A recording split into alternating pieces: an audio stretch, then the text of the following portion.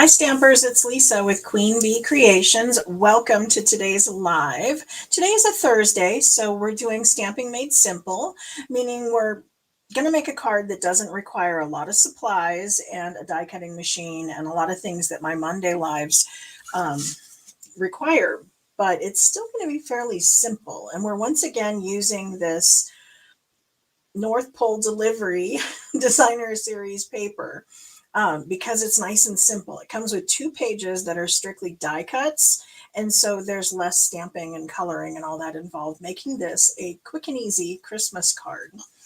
So let's get started. I am using some new equipment, so hopefully this is working well for me here.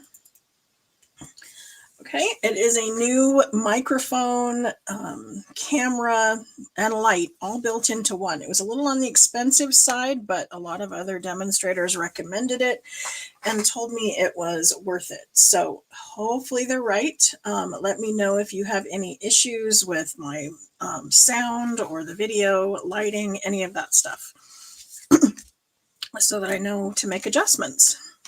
Okay, we're going to start out with our card base. And so we're going to start out with a half of sheet of 8.5 by 11. So I took this and I cut it down the middle on the short side at 4.25. And so that gave me half of a sheet. Then I scored that in half at 5.5. And then I scored the front in half at 2.75. Okay, so this is 11 inches by 4.25. Scored at 2.75 and 5.5. Okay. And we're going to decorate this with some designer series paper. So for the inside, I have this piece that is 5.25 by 4. And then I've got 2 pieces that are 2.5 by 4. And you can use, either side. You don't have to use the side I'm using. You don't even have to use the designer series paper I'm using. This is just strictly for the fold. Although if you do want the supplies to this, they're obviously available in my online store. Okay. For the front of the card, I have a piece that is 4.25 by 3.25. And then to go on top of that, I have a piece of Very Vanilla. Now mine is 3 7/8 by 2 7/8, but that's just because it happened to be that side when I pulled it out of my scraps. So I'm going to have a little bit wider, but if you want to keep this nice and simple, 3 by 4 is going to work in there just perfect. Okay, then for the inside of the card, I have a layer of Very Vanilla that is 3 by 4.25. Okay. So I want to start out by just taking a 1/2 inch off this inside. So I'm going to take my card base, I'm going to lay it in my trimmer. Now I'm going to measure on this side. I know a lot of times we're over here and we're, trying to use the measure on this side because that's what we use most frequently. But it's going to work better if we lay it where there's going to be more support underneath our paper. So when I put this over here, I've got the whole piece of the cardstock supported by the deck underneath. Whereas if it's over here, I've got a lot hanging off this left side and it's just not as stable. I've also done something that, whereas I put a strip of tear and tape behind there. I opened this thing up and ooh, I jiggled it. Sorry. I opened this up and I stuck my tape down in here and I just didn't remove the backing, but it allows me to see all the numbers regardless of whether or not I'm using dark cardstock or not. Okay, so I'm going to measure that at 1/2 inch and then I'm going to cut up to that 2.75 score line. And then I'm going to flip this over and I'm going to do the same thing on the opposite side. And then I'm going to do it on the edge. Okay. So what I've basically done is just cut a 1/2 inch all the way around those 3 sides.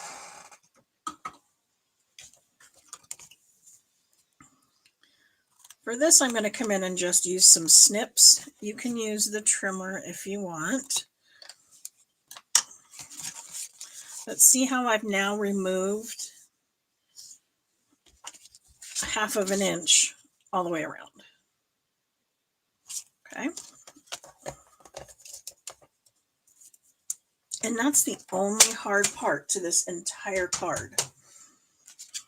Okay, so now I'm going to start out just laying on some layers. I like to get the designer series paper attached so that I don't lose them on my desk.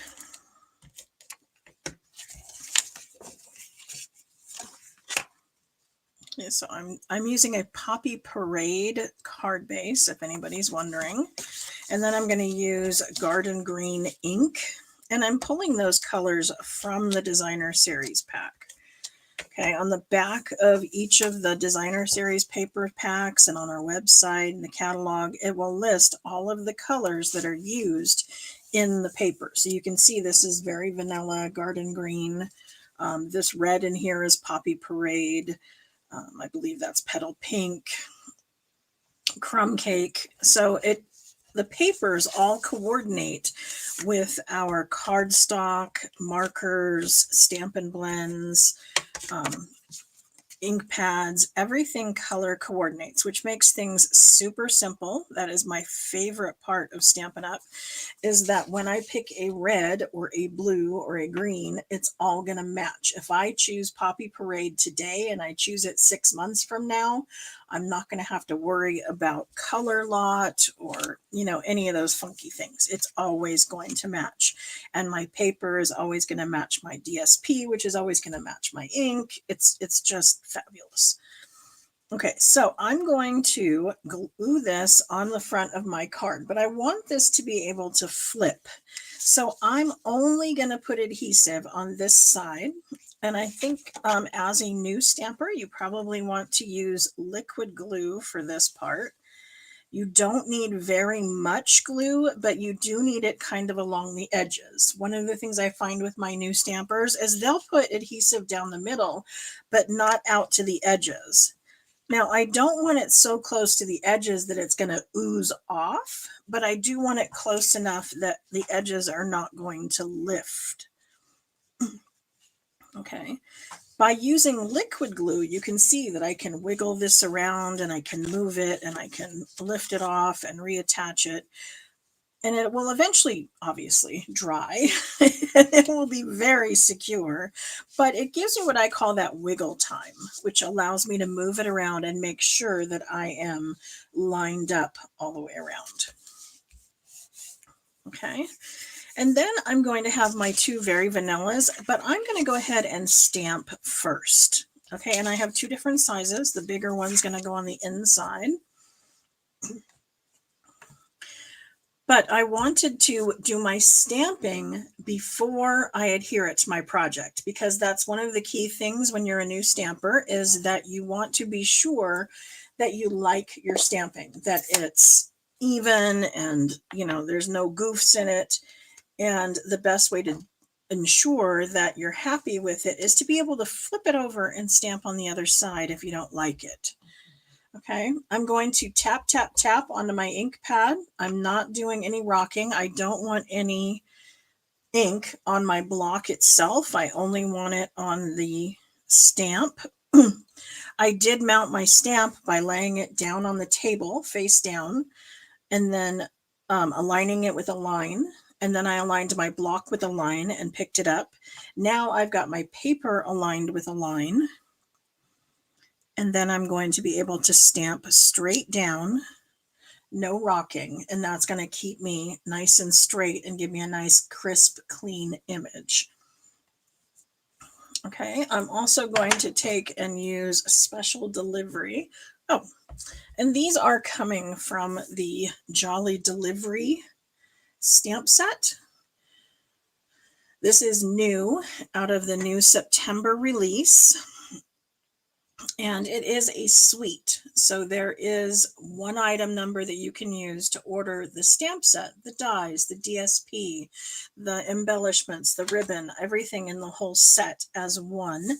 Because when you order something in a suite, everything coordinates, making it nice and easy to design your projects because it takes some of the thought out of it. You know, the design people at Stampin' Up have already made sure that your paper and your dies and all that's going to go together really well. If you have the dies, if you're one of those more experienced stampers and have a little bit more in your craft room, you will notice that several of the dies are going to match up to the designer series paper and cut them out. Okay, so there's a bunch on there, and then there's a bunch on this piece as well. So obviously the bear with the packages, and let's see, a little cat running. There was several of them. Here's our little beaver, badger, whatever he is. But take a look at several of your stamp sets and dies and designer series paper, and you will notice that Stampin' Up! Is doing a great job now of making the dies work with their paper. And then this one also comes with a 3D box, which is going to be great for Christmas presents and the little stocking stuffer, fun little things. It's probably even the perfect size for a gift card if I know Stampin' Up! I haven't tried it yet, but I bet it does. If you like this bundle and suite and everything, then you may want to keep an eye out on my newsletter, because I'm going to be offering an online class with a gal from Canada.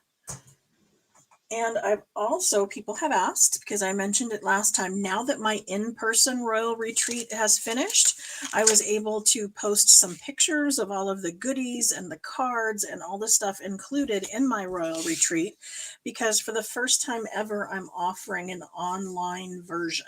So you can register for the online version of my Royal Retreat, and I'm going to record videos and make PDFs and send you not only all of the cards and the pre-cut cardstock, everything you need to make the cards, but you're going to get the t-shirt and the bag and the I've got a cute little block holder.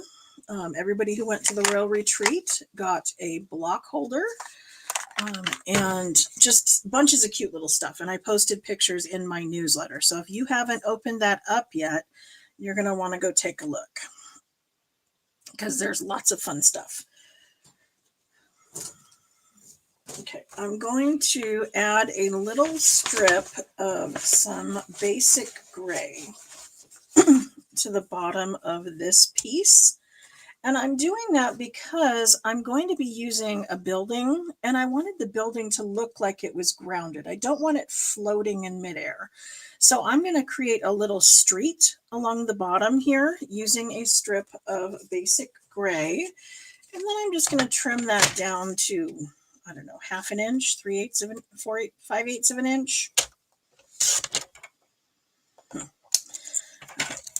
Just enough to, like I said, create a little street underneath it. Oftentimes I can just dig into my scrap pile. Each of my colors in my drawer over here, I have a 2-drawer file cabinet to my left over here, and each color has its own hanging folder. Within that, I have my kind of loose pieces in a manila folder, and then if I have an extra pack as backup, that's in here as well. And then in the front, I have these little Pendaflex folders. And so this has all of these scraps I have of that color. So oftentimes I'll just dig through here and I will have little strips. And so that's why sometimes, like I said, that red piece, it wasn't exactly the size I was looking for, but I was able to make it work because it was close enough. And that's often something we need to be able to be creative with. I know a lot of times people say that they need to make things exactly the way I did, and that's not necessarily true. That's part of being creative and financially smart when we're using up all of our little scraps. Okay, so I'm just going to mount this along the bottom, and I'm leaving it long. I did not cut this to fit before gluing it down because it's easier to me to glue it down and then come from the back and see how there's a definite color difference here. That's going to make it really easy to just line my snips up and use that very vanilla as a guide and then snip off the extra, and then it's exactly the right length. Okay, that's going to end up gluing onto here. But I'm going to, like I said, there were 2 pages of little die cuts. And so there's lots of little things that we can choose to use. And you can just play around and, you know, maybe you want the bear walking along. This guy's kind of facing the wrong way. Maybe not. But just use the little pieces that are in the die cut pages and create a little scene. Now, when I did the first one, I laid the larger building down, and then I wanted to put the little animal off to the side, and it was a little big. Like this one comes with this sleigh of toys, and it wouldn't necessarily fit on there. So what I did is I let it kind of hang off of the edge, and then I trimmed off the excess from the back. And then I can use the second piece of that and maybe have him walking off this side on another card. So the front half of him is going to be used here, and the back half of him might be used over here, or maybe even walking off the page on the inside of the card. But don't feel that you have to use them exactly as they are. Play around with them and see what you like and what's going to fit. And like I said, this just saves us some time from stamping to be able to just go ahead and use the die cuts. And it makes it quicker and easier for those of you who are new stampers. Okay, so pick the ones that you want. I'm obviously going to need another one for the inside. And then I stuck them all into a clear envelope. These are our medium clear envelopes. And then I'll put this inside my stamp case, keeping them all together so that when I pull out this bundle again, everything is ready to use. Okay, so I'm going to go ahead and grab some dimensionals. This is a gift that was at a prior Royal Retreat. This is an adhesive holder that's 3D printed like the block holder is. And the gentleman who makes those for me has said I can start selling them on my website. So if you're looking to purchase one of those, I can help you out. Okay, I'm going to raise up this little building by putting some dimensionals behind it. That's probably more than I need. But I wanted it to kind of pop off the page a little bit, and the dimensionals will help it do that. And then as I lay it down, I want to make sure I'm not interfering with my words there. This guy, I think I'm going to lay flat.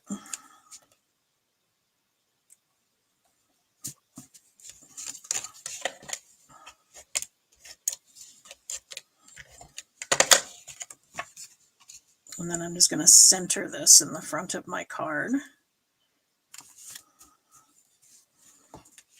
Okay. And then for the inside, I've already stamped my sentiment. They even look good just centered like that.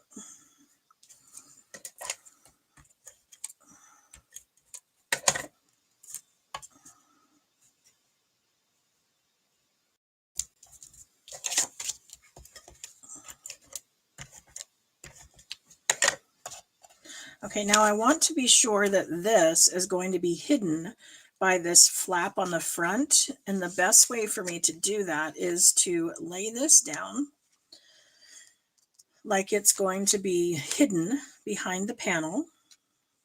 And then I'm going to close it in reverse. Okay, so once I had the adhesive on there, placed it behind the front of the card and then closed it, then it's going to grip where I need it to be so that the front of my card is going to hide it. Okay, and this is my swing card using the North Pole Delivery Designer Series paper.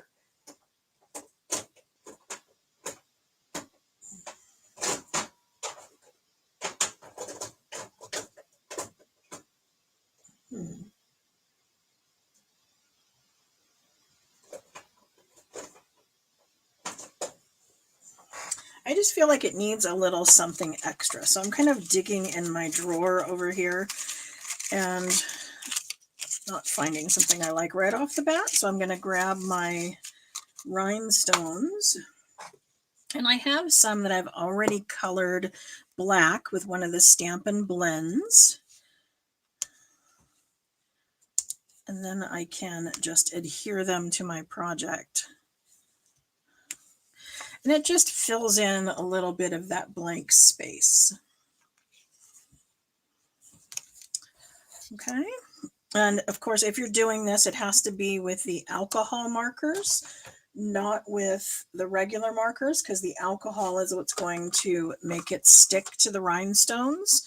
And then you want to be careful when you're using the tips that you're, you know, I tended to use the back side like this, the brush end of things, but it's a little bit harsh on the tips to swirl this around on the rhinestones because there's, they're not rough edges, but it's not very kind to the tip. So just a heads up on that. But there we go. And there is our Christmas card, swing card.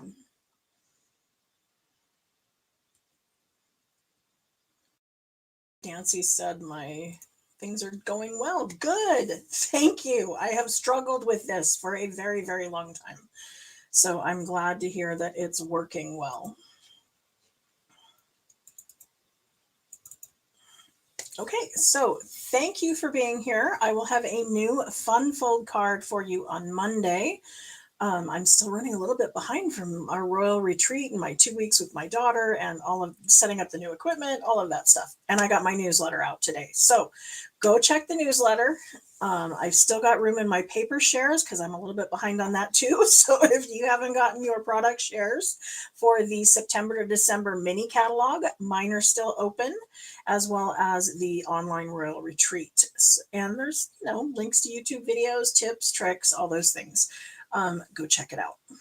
Thanks so much. Bye.